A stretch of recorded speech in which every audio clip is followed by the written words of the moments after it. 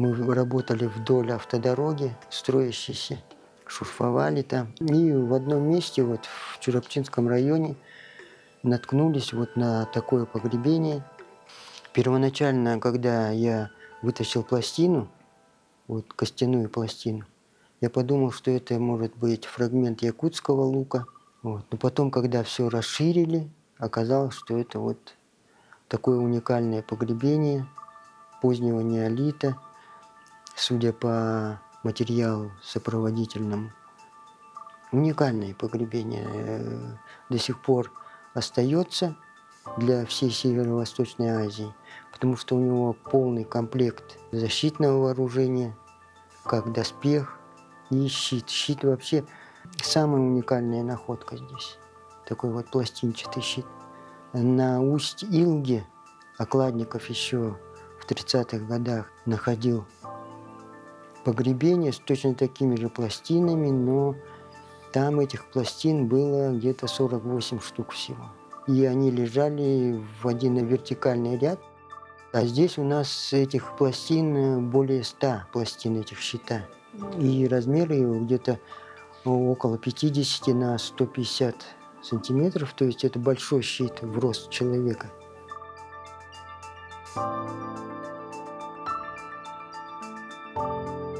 До открытия этого погребения в обществе было представление о том, что человек каменного века — это такой мирный охотник, который живет в лесу, охотится, ловит рыбу, одет в меха. Такая вот как бы идиллическая жизнь у него была.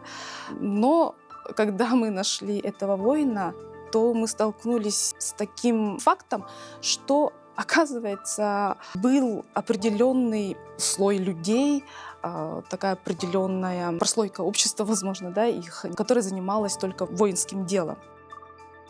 Все это снаряжение воинское, вот такое вот тяжелое вооружение защитное, говорит о том, что общество было дифференцировано уже. Появилась какая-то централизация власти, значит. Выдвигаются какие-то профессиональные воины, которые облачаются в такие доспехи.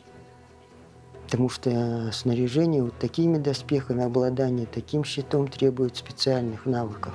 Потому что это очень сложное изготовление, которое требует очень много времени.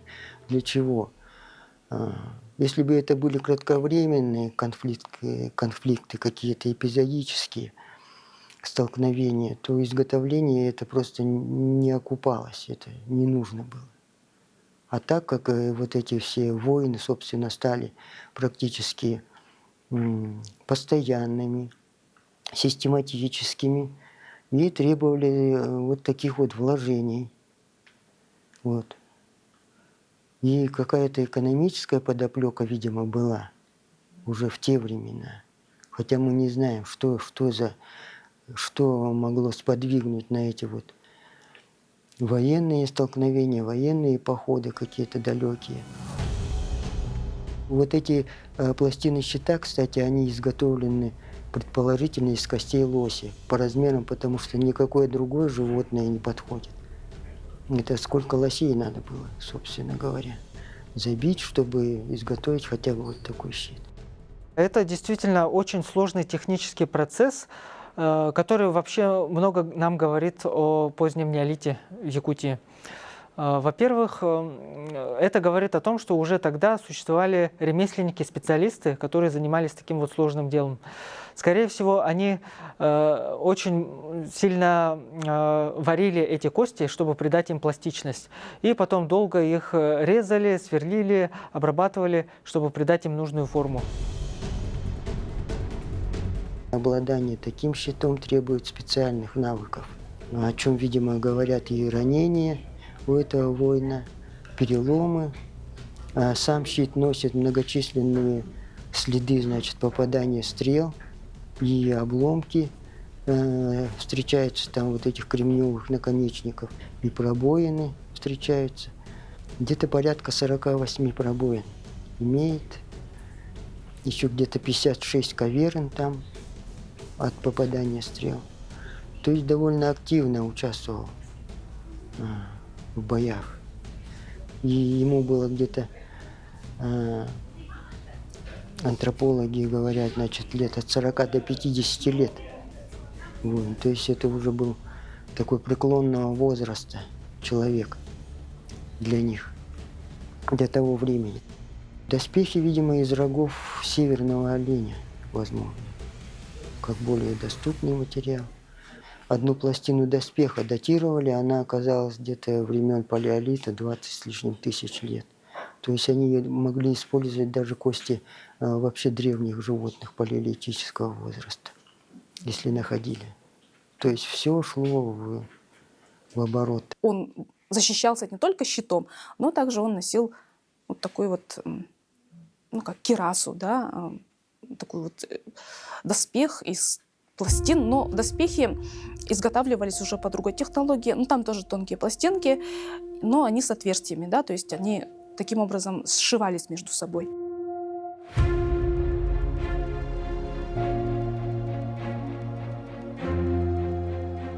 Аналогов вот этого щита в эпоху неолита нет.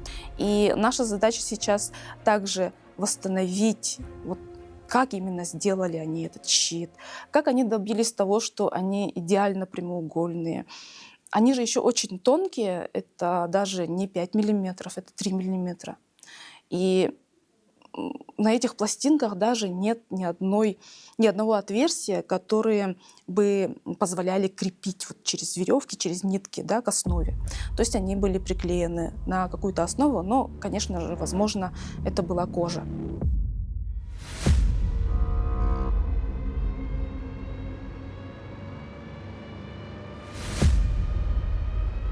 Целый набор наконечников, длинные и укороченные наконечники, все кремневые. Целый колчан у него уложен, как и остатки лука уложены были с правой стороны.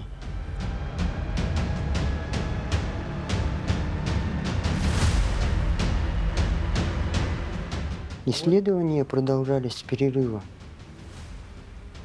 Сначала надо было продатировать где-то.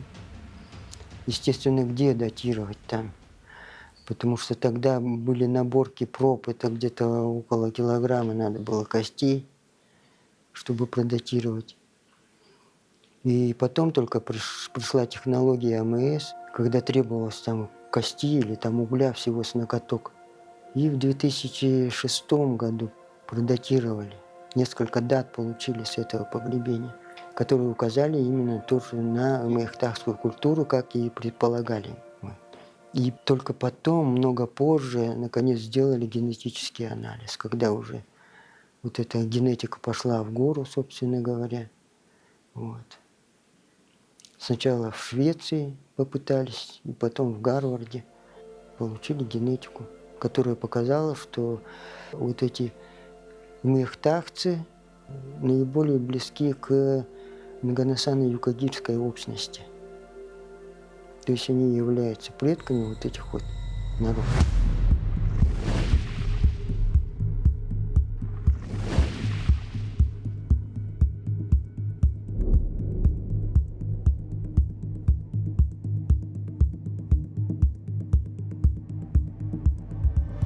Это времена еще, когда не было того процесса образования этносов, как сейчас. Поэтому трудно сказать, к кому они относятся родственниками, с кем их можно связать.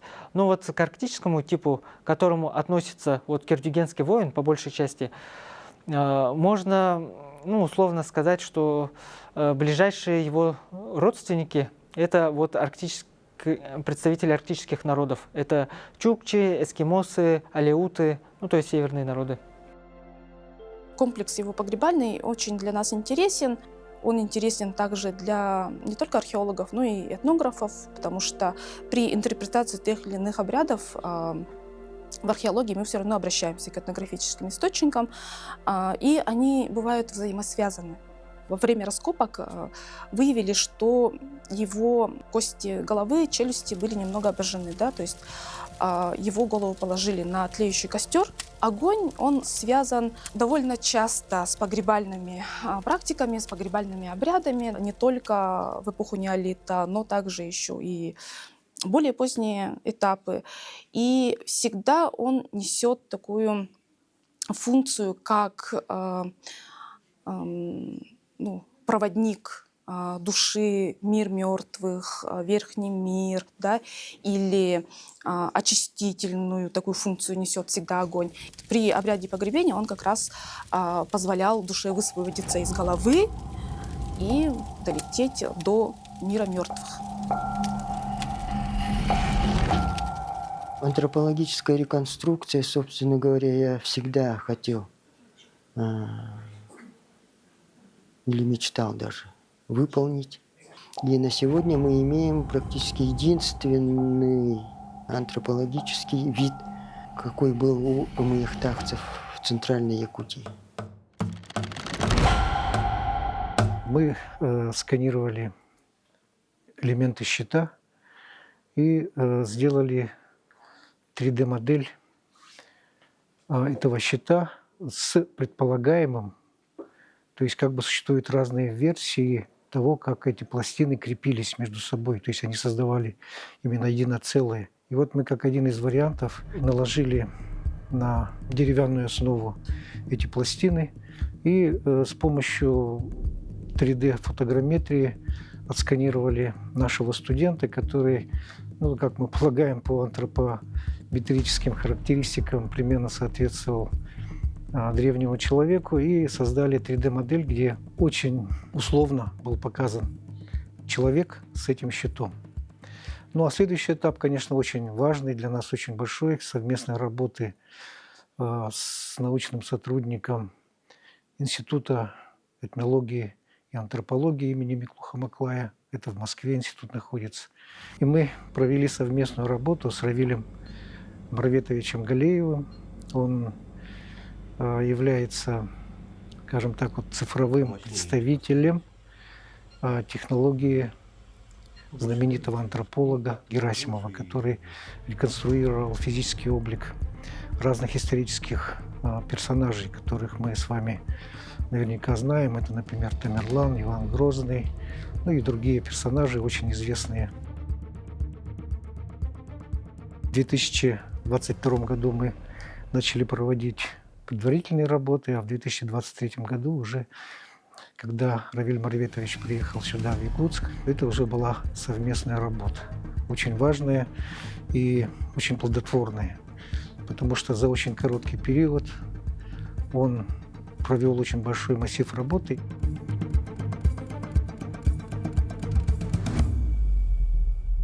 Мы сканировали его прямо здесь, в зале нашего музея. Рядом с экспонатом мы выставили столы и с помощью сканера начали работать с материалом. В первую очередь над щитом и доспехами.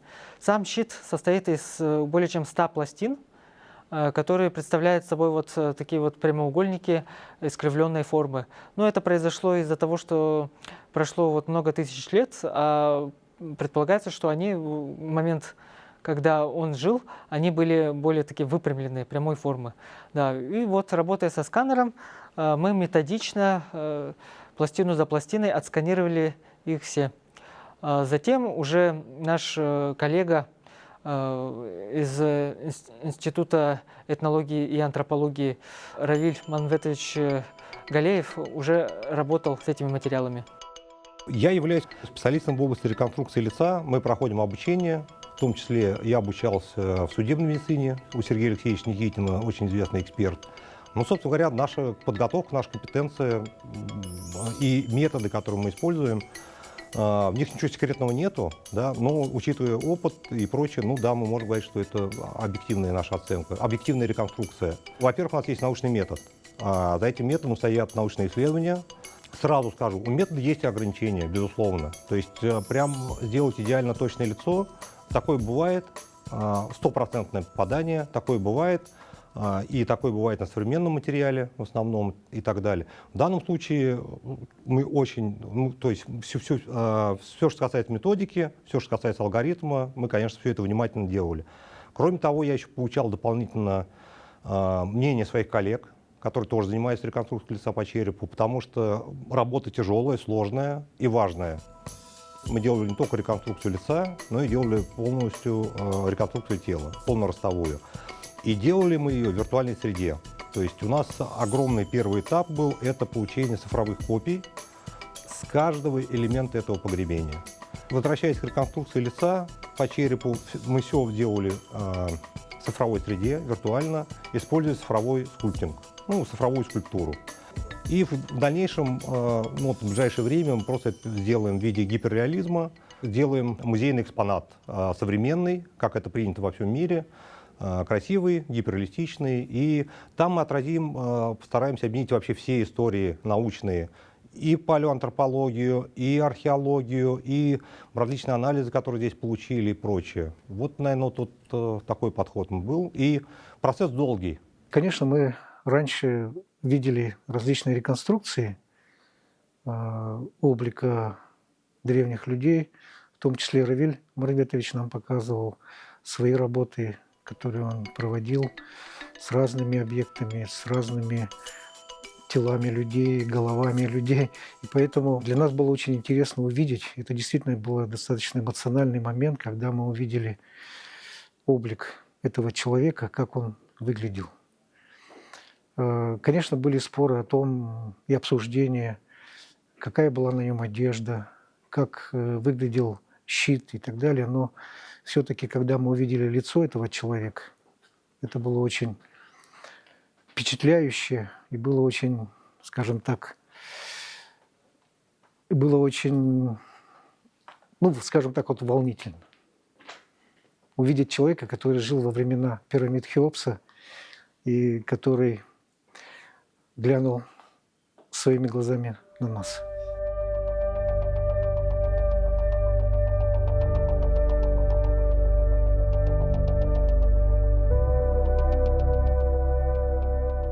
В последней, работе нашей вместе с гарвардцами получилось, что мехтахцы принимали участие в известном Сейминско-Турбинском движении, то есть по всей Западной Сибири, в Евразии. На это указывают такие маркеры, как на Енисее, точно такой же, генетический тип в одном месте. И в Забайкале еще такие же маркеры есть, встречаются. То есть экспансия мехтахцев была глобальной. Благодаря междисциплинарному подходу, сотрудничеству с другими областями науки, перед археологией открываются такие новые горизонты. В этом плане можно выделить нашу совместную работу по 3D-реконструкции кюрдигенского воина. Благодаря этому мы смогли узнать, как выглядел этот человек, живший, получается, много тысячелетий назад. И люди рассматривают его и даже находят внешние сходства со своими знакомыми, что, конечно, очень сближает нас, объединяет эти эпохи, делает их для нас ближе.